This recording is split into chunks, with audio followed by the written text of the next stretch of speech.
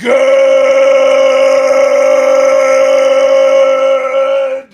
morning and welcome to episode 1533 of Hard Factor. It is Tuesday, August 27th, 2024. Thank you for cheating on the news with us. 80-ish% accuracy guaranteed on this podcast. Patreon.com/Hard Factor if you need more, up to 3 weekly bonus pods. Today, I've got maybe the craziest RFK Jr. story yet that we've discussed on the show. I know that's saying a lot, but I think it might be the craziest. Come on, Will. Serious. I think Come on. And it's an old story coming back up, but I think it might be the nuttiest thing we've talked about him doing yet. So, hell yeah. We were talking in the text thread, and I think that RFK's got at least one kill that we don't know about, one human kill that has been covered up in his past. I'd bet money on it. If I were to say yes or no, I'd say yes. Is this the story that pushed you over the edge to that? No, I mean he's got a real checkered past, and he is a Kennedy, and but yeah, this one. I guess this one is the one that maybe pushed me. Made you say it. Made you text it. I kind of agree with you, Wes. There's a lot of factors that go into that being probable. Like, one, when you're rich and you have property, right, and you're also a drug addict, right, there's lots of opportunity for you to have a kill. Right. It now could be like a vehicular manslaughter kill. Right, exactly. That's what I'm saying. And we know that maybe so. We know that Ted was willing to cover it up, Chappaquiddick, and then you have the fact that they're a Kennedy, right? Which, that hooker was already dead. Yeah, exactly. Well, I mean, go away for you. A lot of skeletons in the Kennedys' collective closet, I'd say. But yeah. Another thing Pat missed is all the animal stuff, which serial killer. Well, that's the obvious, is that it's concerning. Is it an animal thing, Will? How much? Oh, it's an animal thing. How much? How much is it? That's where my brain went. Serial killer. Yeah. How much is it the brain worm? How much is it? I don't know. We'll get into it. You'll see. Mark's got the Telegram CEO arrest to catch us up on after that. Yeah, he's got a lot of bodies by proxy. The Telegram? Yeah. It's like the number one app on the internet. Yeah, it's the number one app for criminals in the world. Oh yeah, useful for criminals. Pat's got the death of Philadelphia's most disrespectful rapper of all time to tell us about. That's right, Mr. Disrespectful is dead, and Mr. Disrespectful. Maybe for good reason. Was he disrespected? Oh, he was disrespecting in a way that you really can't. I mean, he did the most disrespect. He lived up to his name, as any good entertainer does. And he's dead now. So we're gonna get into that Philly rap gang war. Thank God it's out of Chicago, because this is Chicago shit. That's not happening here. It's happening over there. Oh, good. You shipped that over to Philly. Nice. Mm-hmm. Yep. Nice. And good news, Dr. Respectful is alive and well, right? Oh, he's not messing with anybody. Nobody's going after the Dr. Yeah, Respectful. He's good. You got to pick your names carefully. Is he Philly-based, Dr. Respectful? I don't know, but he's fine. He's fine. He doesn't mess with anybody. Yeah, of course. Wes is going to take us finally over to the animal corner to close up the show today. Yeah, I hope one of the stories you can see the humor in it. Maybe many of you won't be able to see the humor in it. I sure could.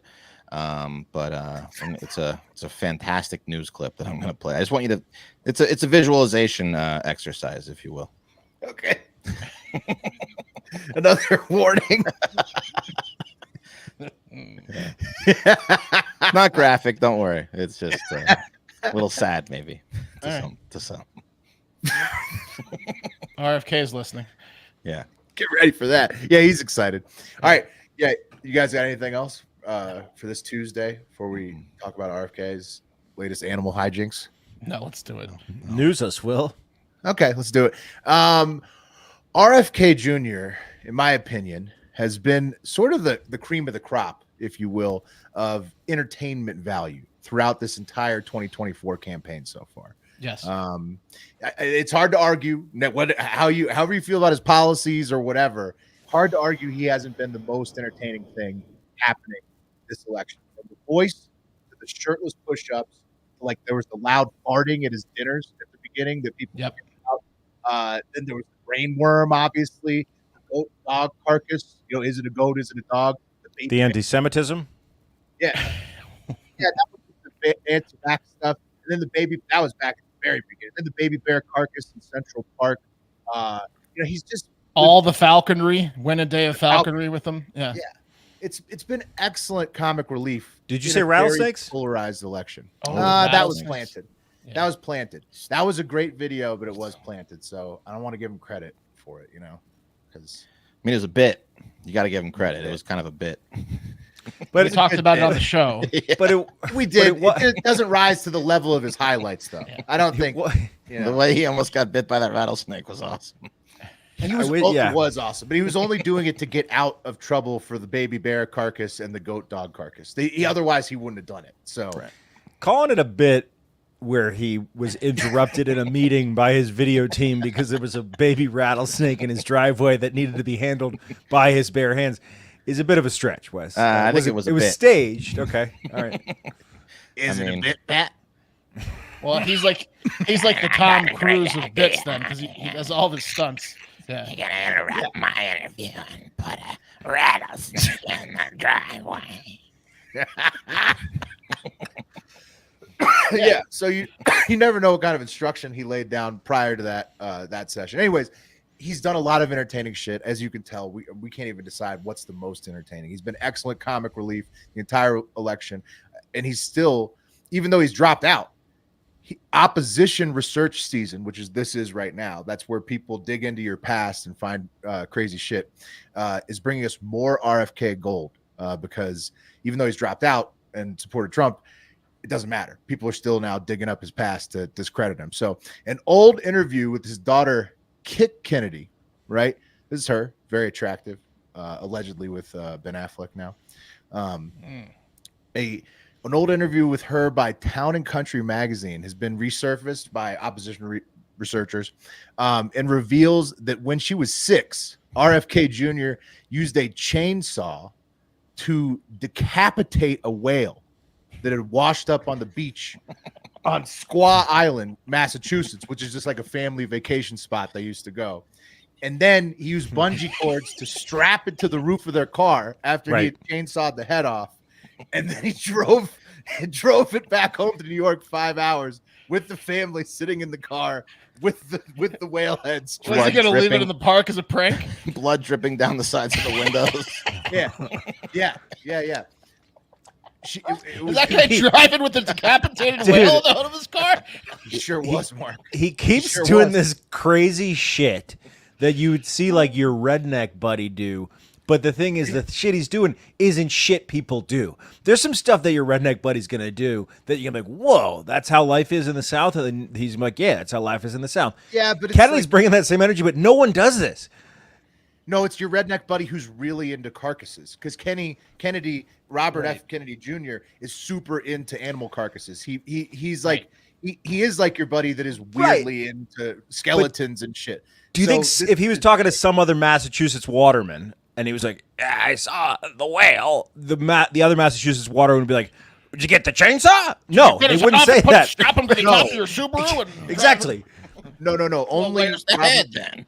Only Robert. Well, you got the head, right? Well, also with the bear, like if you go back to the bear thing, like so assuming he didn't kill the bear and the fictitious woman did, and the stab wounds were not from his falcons just picking at it for hours.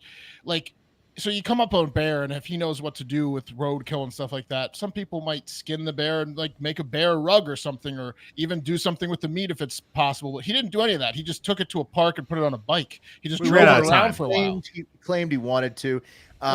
There's always he's always saying he picks up these carcasses for a reason in his mind. Now, I don't know if he always follows through with his plans. Sounds like he picks up probably too many carcasses to follow through with his plans. Right. His daughter said of this happening when she was 6 on Squaw Island when he chainsawed off the whale's head and drove it back on the top of the car. She said, quote, every time we accelerated on the highway, whale juice would pour into the windows of the car. There you go. And it was the rankest thing on the planet. We all had plastic bags over our heads with mouth holes cut out. And people on the highway were giving us the finger, but that's just normal day-to-day stuff for us. So inside the car, you see people with bags on their heads, and on the top of the car is a whale carcass, and everyone's honking at them. It's like a whale Christmas tree. It's horrible. Which is a worse scenario? That Robert F. Kennedy is married to someone while that's happening, or that's a weekend dad trip?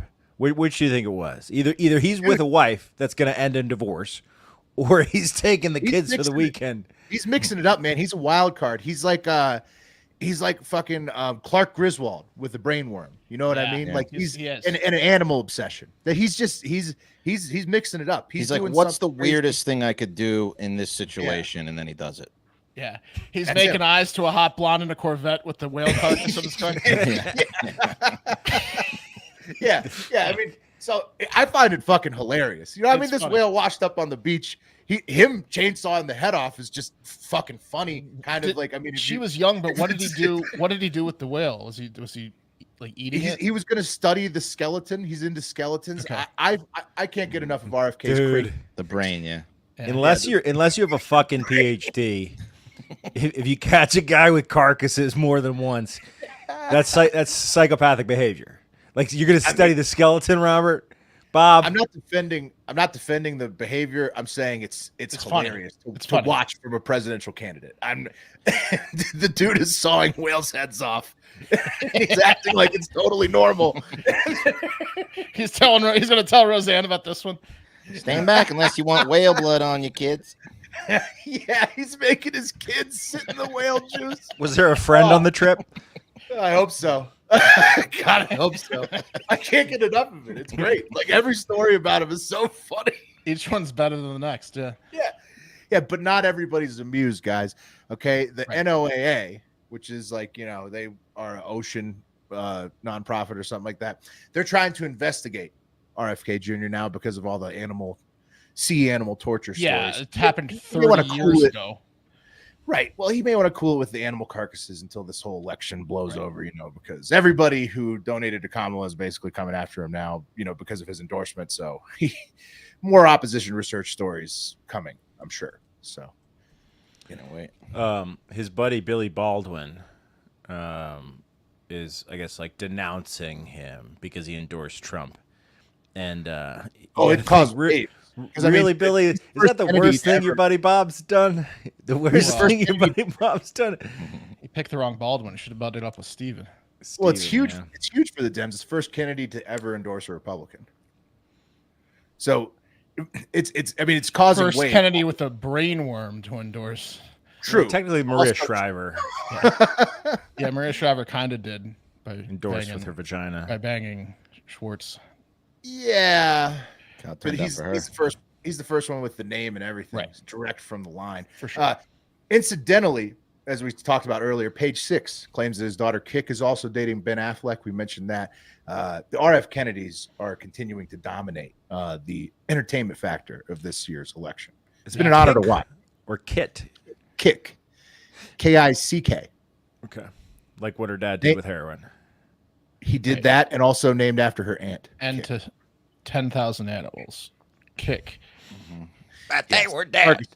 It was the kick was an experiment. Yes, if they were dead, yeah. Make sure if they're not breathing, right? Yeah. I kick them first. Okay, well, that was electric. I guess we could talk about something else. So there have been some pretty high profile arrests in the past week that we haven't really covered pretty recently, actually. Andrew Tate was arrested again in Bulgaria or wherever the hell he's hiding out being a creep, but I'm not even going to get into that one. Who cares? Let's talk about Telegram CEO, Russian billionaire, Pavel Durov. There he is looking like a comedic actor playing a tech billionaire giving a TED talk. He looks like Zach Woods, a.k.a. Gabe from The Office, playing a satirical tech billionaire. It's interesting you went Office role and not Silicon Valley role. Well, yeah, Silicon Valley's more tech, but I remember him more from The Office. He's still, even when I watched him in Silicon Valley, I called him Gabe from The Office. Yeah, it's Gabe. That's Gabe.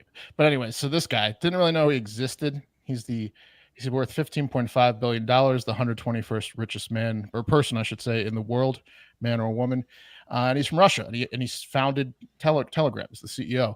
And there's not a lot, being said yet about the arrest, but it's all kind of tied to the fact that Telegram's known to be the shadiest app of all time. It's an instant messaging app that doesn't require a phone number, uses all encrypted messaging, and has features like secret chat. It's basically the current day version of the system that they were trying to implement in one of the best television shows of all time, The Wire, when messaging about drug deals. Like they needed a Telegram. In theory, awesome app, and it actually has a lot of good utility. But it was always going to end like this. The governments were going to come for it because it has so much secrecy. But the function of Telegram, if you haven't been on it, at least the way that we used it, is more like you get into a group chat for a subject matter. Yeah. Right? It's like a message board group chat. For crypto, it's huge. It's like anything goes Discord. It's for like if decentralized shady crypto, for drug dealing, for human trafficking, it's huge. Yes, you're right. So again, details are kind of scarce about the 39-year-old's arrest. But he was arrested at an airport on Saturday night outside of Paris. It's a lot like TikTok. I think of Telegram like the Russian version of TikTok. No, it's the opposite, because TikTok censors everything, and Telegram censors absolutely nothing. That's just China versus Russia, right? Like you're getting the different flavors. Either way, how else is it like you're TikTok, getting Brixed up. You know what I mean? Like either way, Brix is pushing their agenda on you. If you're in either app, it starts with the T. But yeah, there you go. Now we're getting there. See, Pat, come on. So he was arrested Saturday night outside of Paris and placed in custody for alleged offenses related to the messaging app. Apparently, it's associated with his failure to mitigate the misuse of his platform for criminal activities, ranging from drug dealing to human trafficking. 800 million people use Telegram, and it's very popular in Russia and Ukraine. Nothing shady going on over there with exchange of goods and money laundering, right? Yeah, right? No, I mean, it's just, it's like, to be clear, it's the BRICS version. It's the Russian version of Discord. Right. It's not as popular in America and Canada, but to be clear, American criminals use it too. All criminals around the world use it. Yeah. Global usage. Yeah. Right. I guess France decided to step up to the plate because he's a French citizen as of 2021. And it was the Paris Public Prosecutor's Office that issued an arrest warrant for Durov in connection to an investigation opened up on July 8th, which was involving organized crime, drug trafficking, fraud, the distribution of pornographic images of minors, and other things like that on Telegram. Yeah. And the dum-dum flew into Paris and was like, oh, everything should be great this weekend in Paris. Oh, no, I'm arrested immediately. Right. So, I mean, he's probably rich enough where he's going to like at least get out while trial's pending, right? Or is it? Yeah, I don't think they're really after him. You'll see in a second. Also, Durov is a wonder kid, as you can see, like from the imagery. Like he's a wonder kid. He created the. He also got a lot of like pictures of himself with six packs in the desert. He works out. He's got like a hairpiece. He's like the Silicon Valley guy with the gurus and stuff. I'm sure. He does meditation. Like a hair hat he's got on. He's got a lot of hair. And it always will with that much money. It's like one of those Russian hats. But he created the Russian Facebook in 2006, and it's called and probably not pronounced Vakantakate. That's it.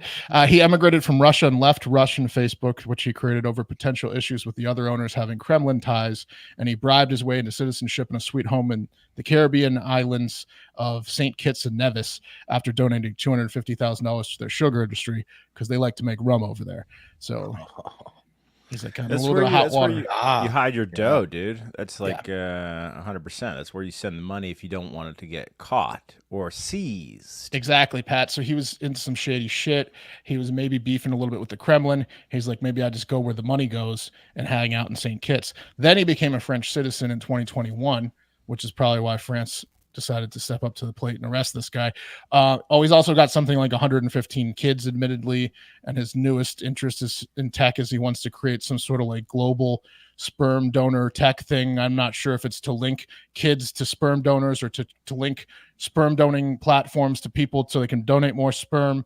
I haven't got the details on that yet, but he's really into sperm donation. You know what I've noticed is that people who are really into math seem to be obsessed with this like repopulation effort. Yeah. Maybe Nick Cannon's just a big math guy and we never knew it. Same with Cromartie, Cromartie, We know he likes numbers between 0 and 100 on the field. He likes about 10 yards. I mean, first down. He knows a few things about numbers.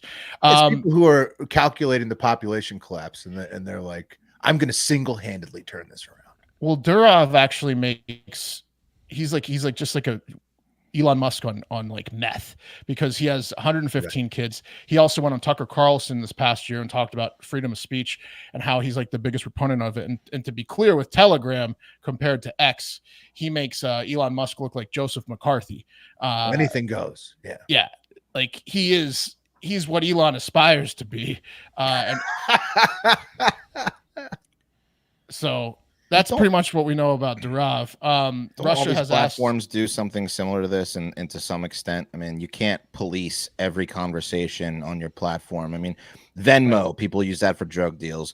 Facebook had the dog fucking groups. I mean, there's all the shady shit on all these platforms. He's probably not liable, right? Because they're not going to be able to hold him for all this. Yeah, but there's also technology that exists that's really easy to implement that prevents things like, I don't know, child pornography. It's a bot. He's going to say he's got a photo and be like, that don't fly here. Find it. Right.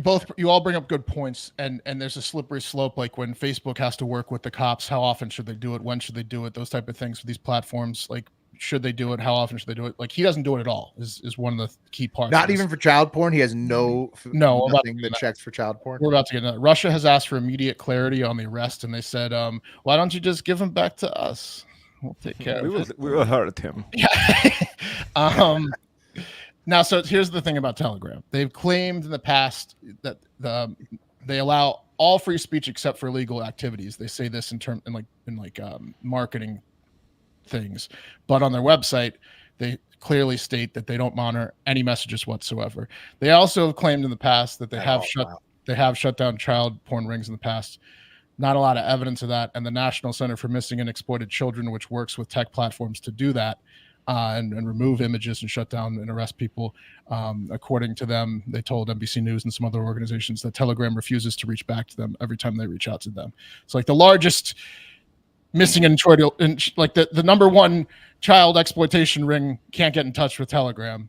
That's fucking bullshit. And they work with everyone else. Yeah, I mean, at a certain point, you got to ask yourself, like, it's not resources, because the guy's the 121st richest man in the world. I mean, obviously, at some point, instead of spending on stopping child pornography, he's not. They don't care. And pocketing those dollars. I don't think he wants it on his platform, but he doesn't. He doesn't want the press. He's shutting it down on his platform. He's also not going to let any group in like that. Like this guy, if his goal is to keep free speech, he would never let a censorship group into his thing. Right. I thought you were going to say child exploitation rings, because he does let those in.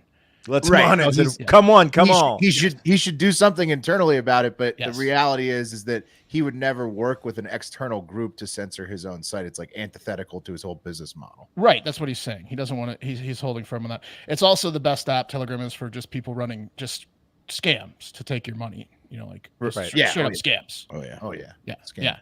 Dude, it's also huge in like conspiracy theory, QAnon, right wing ideas. That meeting scammers, because those are mostly boomers. I bet that's just a feeding frenzy. It gets we got crypto scammed. All of us got crypto scammed. Yeah, every shitcoin was like, join us for our Telegram meeting. Yes. Every decentralized rug pull happened on Telegram. Yeah. It was the rug pull capital of the world. That's how you get in. Watch you. You got good information in Telegram. Oh yeah. Oh, look at them! They're really yucking it up on Telegram. This looks good. What's your child support bill like if you got 115 kids? And it's probably sperm donation, right? Yeah, nothing. Yeah, I think he does sperm donation. Just that. Okay. I mean, he's got 15.5 billion. He could pay like 50 grand a month per kid, no problem. On Monday, French President Macron said, "The arrest of the head of Telegram on French territory took place in the context of a judicial inquiry on process. It was not in any way a political decision," which is a weird thing to say, because I didn't think it was political at all until he said that. Well, it makes it sound totally political. Like 100%. Like, why did he say that? Why did the French president say that? The political guy. I bet you I know what it is. No, it sounds like so the U.S. the way he described Why did he say that? the U.S.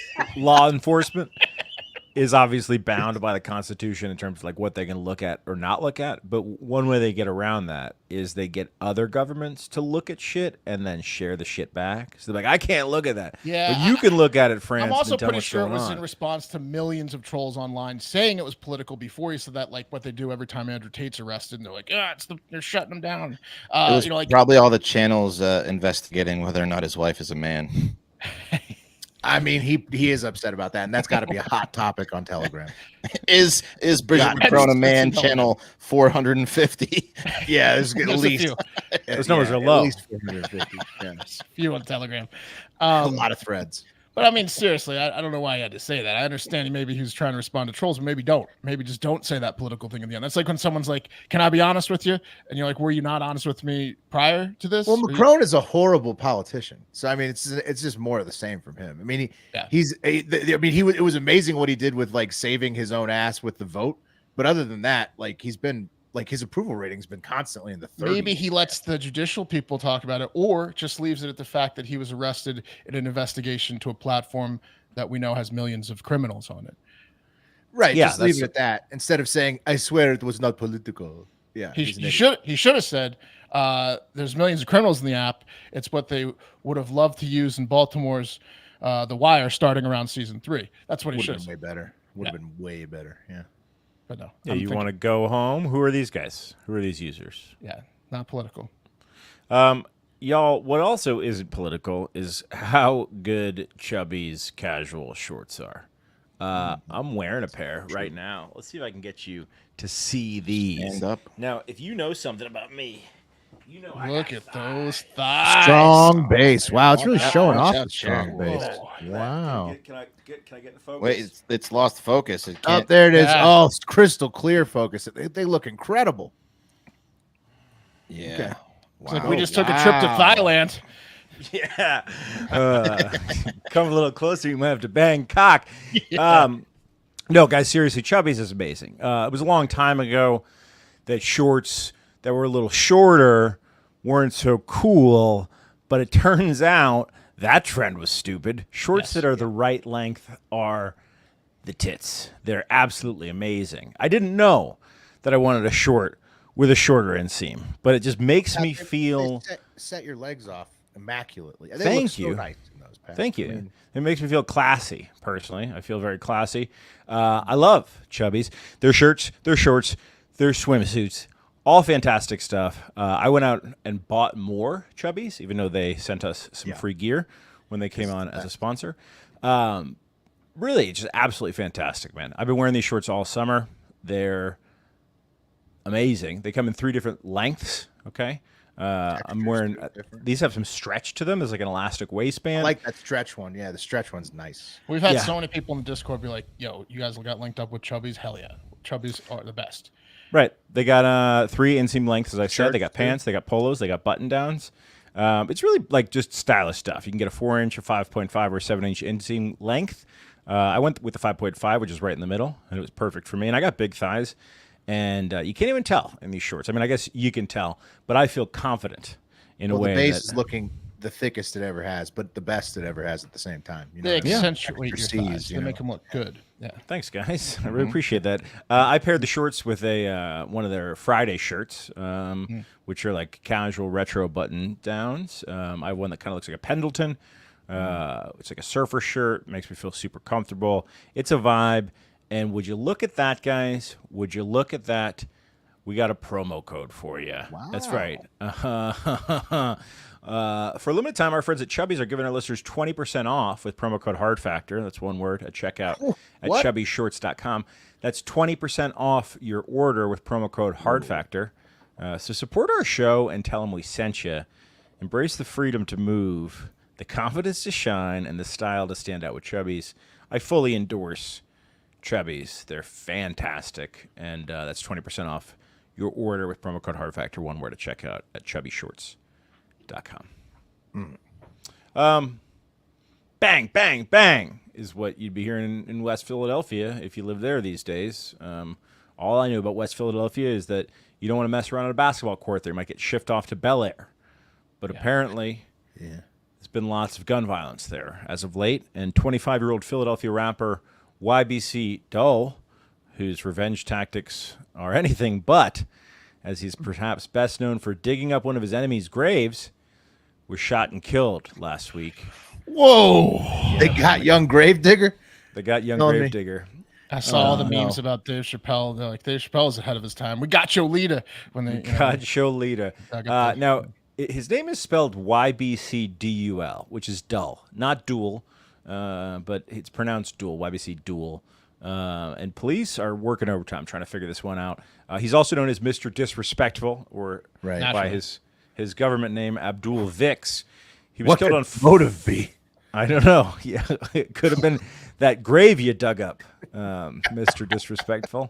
Again, look, that's his whole persona. Mr. Disrespectful vows to be the most disrespectful guy you're ever going to meet, and he is true to his word. Do you have the clip at the gravestone? I do. At the gravestone? I do have the clip. He live streamed it? He posted on TikTok. Yeah. There's no gravestone, Mark. Because no, I know. That's what I was going to bring up. He mentions that in the clip. Yeah, it doesn't even have a headstone. He's like, look at this. Guy can't even afford a headstone. He's kicking. Shit talked the grave that he was robbing as well. Yeah. He had a big shovel. You're going to see it here in a second, guys. He was killed Friday, the 23rd of August. And according to the Philadelphia Inquirer, police said the shooting occurred just after 3:30 p.m. at the 5500 block of North 6th Street. And the victim was identified as Abdul Vix, was shot multiple times in the chest, and right hand was taken by a private vehicle to Einstein Medical Center, where he was pronounced dead. Or it didn't take Einstein. Yeah, no. Even Einstein couldn't solve how to save him. All right, like let's see the video. Let's see the video that went super viral. So he had killed guys, an enemy or an op, as they say in the streets, an enemy of the young bag chasers. That's where the YBC comes from, and that's also his gang.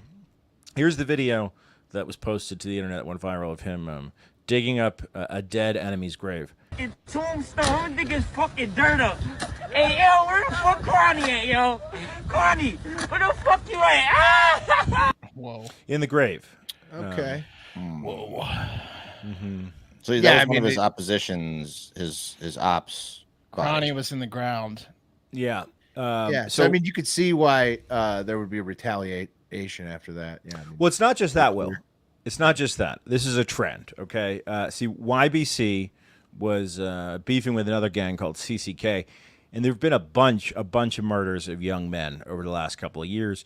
And after each murder, YBC, the crew, the rappers in the crew, would make a song and then do a video with lyrics where they brag about the murders. I'm talking like every murder. There's a new song, new video, mocking the dead and claiming the murders. Yeah, I mean, the guy's ruthless. What a shtick. Wow. It's a shtick. It's a shtick. But the guys are dead, right? And they're actually talking about the people that are dead. Yep. I killed them. And actually digging up the graves. And then digging up the graves of them. Well, he went one step further. He even dropped a weed strain called Mick Buttons to mock the dead brother of one of his enemies who was shot to death while working his job at McDonald's. Okay. Yeah, which just shows a little bit of entrepreneurial spirit, if you ask me. Well, a lot of disrespect. I mean, he's living up to the name, right, Wes? But also, does he not understand the ramifications of making all of these enemies ops? He doesn't, Will, and here's an example of that. So he went on No Jumper, the hip hop podcast, which is one of the biggest podcasts in hip hop, after his video of him digging up in a op's grave went viral, and Adam 22. He said this to Adam 22. Fuck CCK, fuck LMG, fuck 56th Street, fuck Belmont. Y'all never got back. Fuck 44 CB Taman, y'all. Look, fuck 38th Street, fuck 39th Street. I ain't even gonna lie. Fuck the Dub too. And who else? I ain't gonna lie, there's many more. Fuck Collar Hill, fuck Parkside, fuck Bud, Blue for Bud, fuck all them niggas. Is the real disrespectful. I'm gonna fuck who you is. I will disrespect you. Yeah, he sounds like a disgruntled taxi driver. Yeah, right. Called out a lot of neighborhoods there. And they're all gangs. So he was like, all you gangs. Yeah, Yeah. I'll disrespect you, and I'll mock your dead, and I'll dig up their graves. So there's that hip hop journalist, the guy who's kind of like a nerdy white guy who goes in like deep into the hood and interviews drill musicians. He did a full expose interview with him one day before he died, where he's bragging about how they never got him. Anyway, well, that was a matter of time, right, until he was going to be executed. Young gravedigger. Wow. Jeez. Yikes. The fuck is that? That's so fucking lame. Like back, I mean, fuck the light at 35th Street. Fuck. Yeah. Fuck your brother who's just trying to do a little bit better for himself, working at McDonald's. Like, how is that? And that made him popular in today's rap game. No streaming numbers. This is how you can tell it's the streaming numbers are abysmal. Dog shit. The YouTube video numbers of him claiming to have killed someone and bragging about deaths and showing guns, very, very high streaming numbers. Very. So that usually will show you it's not about the music, it's about the spectacle. Right. About the shtick. Okay. Moving on. Again, as I said at the top of the show, if you let this story be what it is, if you don't concentrate on the sadness, because it is sad, it's one of the funniest news segments I've seen in a while. We all live with secrets, right? Some of those secrets live in our minds, and some, as in the case in one Tennessee man, live inside your house. And a man identified only as Mike in this news story was living with over 120 secrets, hopping and bouncing and fucking all over his house until the secret just couldn't be kept anymore, and the man had to reach out for help. Here's the local news story to tell you about how Mike has been living. Well, a Chattanooga man with good intentions reaches out after his pet rabbit population got out of control. According to McCamey Animal Center, animal control officers removed more than 120 rabbits from a man's home. Now, the team says they found rabbits of all ages in every crevice of the home, making nests inside furniture and even getting under the structure of the house itself. Now, what you're seeing on your screen are photos from McCamey. Dozens of rabbits living, eating, and making a mess on the floor there. Now, Lauren Mann with McCamey says the owner of these rabbits called in the problem himself. Mann says they reached out for help from the Humane Society of the United out of control. States. I got 120. There are some that have upper respiratory infections. There are some that have just given birth that are pregnant. Some have wounds. We did see the fleas and some hair loss and some injuries because there's infighting with them. So really, that large of a group of rabbits living together is not a recipe for success for anyone. Now, the Humane Society of the United States says they are going to use their nationwide network of partners to help McCamey place all the rabbits that they don't have a home for. And the owner's name is Mike. He credits his very first rabbit with saving his life and helping with his sobriety 30 years ago. He says he could not stand seeing that rabbit in a cage, so he bought it. Mike says concern from friends made him call McCamey all these years and rabbits later. No. One of my junior golfing buddies called me out of the blue about 3 or 4 weeks ago. He asked me this question. He said, how would your parents feel? And boy, that hit me right between the eyes because I knew I was not happy, with what was going on. The rabbits were overwhelming. My health was getting me. And I said, good Lord, they sure as hell wouldn't want me living in this house suffering.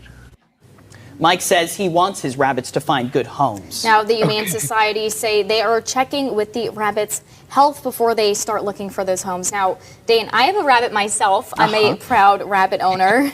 And now I could kind of see both sides of this, because I can see how those rabbits give sort of an emotional support that he's claiming these rabbits to have. I come home from you're work. An idiot. My rabbit's name is Checkers. I come home, I say hi, Checkers. He's my little bunny, and he brings me happiness. And at the same time, though, Checkers comes with a lot of work.